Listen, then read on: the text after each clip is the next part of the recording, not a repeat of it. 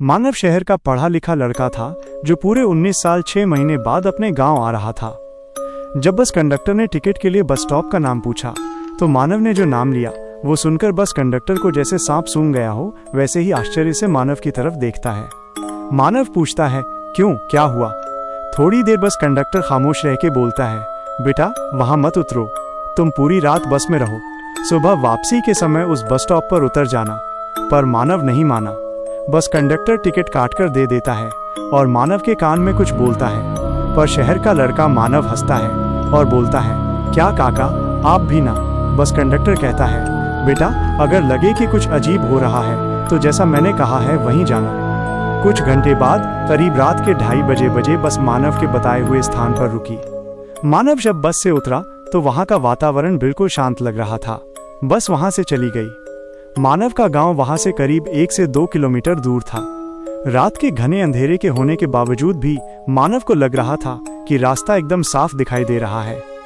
कुछ समय चलने के बाद मानव जैसे कुछ सुनकर वहीं जम सा गया हो। न आगे जाने की हिम्मत, न पीछे देखने की ताकत। उस समय मानव को महसूस हो रहा था कि काटो तो खून नहीं। तभी मानव को बस कंडक्टर काका की बात याद आई। तभी मानव के कंधे पर कुछ भारी सा महसूस हुआ।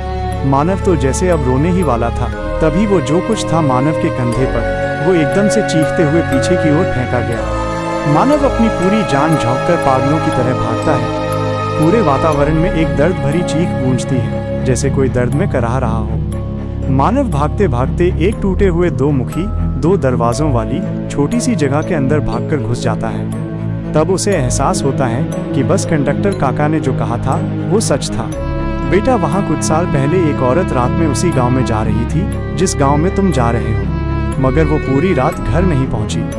कुछ लोगों ने उस औरत के साथ दुष्कर्म किया और मार दिया। तब से इस रास्ते में जाने वालों के साथ वहां से गांव के बीच बहुत दर्दनाक घटनाएं होती हैं और कुछ की तो मौत भी हो गई है। बस कंडक्टर काका ने मानव को बोला था, अगर कुछ अजीब लगे तो वहां से सीधे जाने के बाद एक 2 मुखी इमारत होगी जो उस गांव के कुलदेवता का मंदिर है।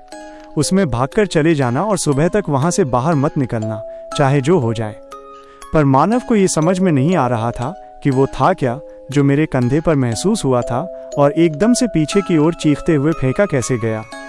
फिर मानव ने अपनी गर्दन की ओर हाथ लगाया और महसूस किया कि उसके गले में उसकी माँ का दिया हुआ वो बजरंग बली लॉकेट था जो उसकी माँ ने श्री मेहंदीपुर बालाजी मंदिर से लाया हुआ था। मानव ने तो उस लॉकेट को पहनने से इनकार कर दिया था, पर उसकी माँ ने वो लॉकेट पहनाया और बोली, मेरे खातिर इसे पहने रखना।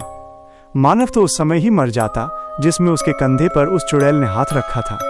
मानव ने बजरंग बली को हाथ जोड़ा और पीछे मुड़ा तो उस मंदिर में बजरंग बली की मूर्त थी। मानव और रोते रोते बजरंग बली के कदमों में सो गया। सुबह होने पर वहां एक पंडित जी आए और मानव को जगाया और बोले, बेटा तुम भाग्यशाली हो जो कल की रात से बच गए।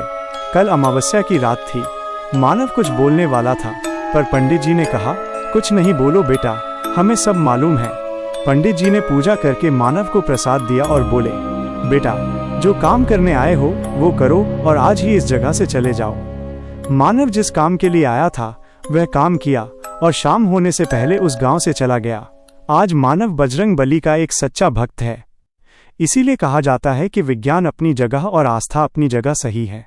जहां ज्ञान है वहां विज्ञान है, जहां आस्था है वहां भगवान है। मिलते हैं एक और ऐसी कहानी के साथ। तब तक के लिए नमस्कार, प्रणाम। साथ ही चैनल सब्सक्राइब करें। वीडियो अच्छा लगे तो लाइक करें।